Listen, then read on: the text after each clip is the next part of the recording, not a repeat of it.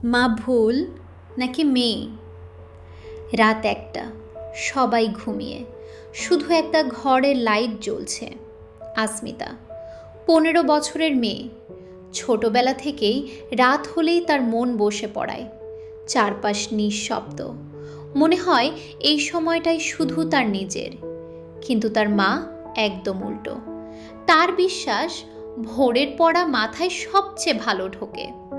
প্রতিদিন একই কথা, মা কতবার বলেছি রাতে জেগে পড়বি না। আসমিতা, মা আমি চেষ্টা করছি, সকালে আমার পড়া হয় না।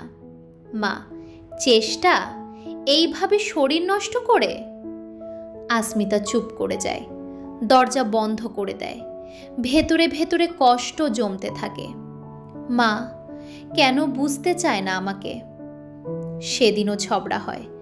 মা রাগ করে ঘুমিয়ে পড়েন, কিন্তু রাত 2টার সময় হঠাৎ ঘুম ভেঙে যায় তার।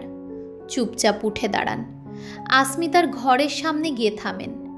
দরজা একটু খোলা, ভেতরে লাইট জ্বলছে। মা আস্তে করে ভেতরে তাকান, বই খোলা, কলম হাতে। কিন্তু আসমিতা বইয়ের উপর মাথা রেখে ঘুমিয়ে পড়েছে। চোখের নিচে কালো দাগ, মুখে ক্লান্তি। মা নিঃশব্দে দাঁড়িয়ে থাকেন। হঠাৎ তার চোখ ভিজে ওঠে পরদিন সকাল।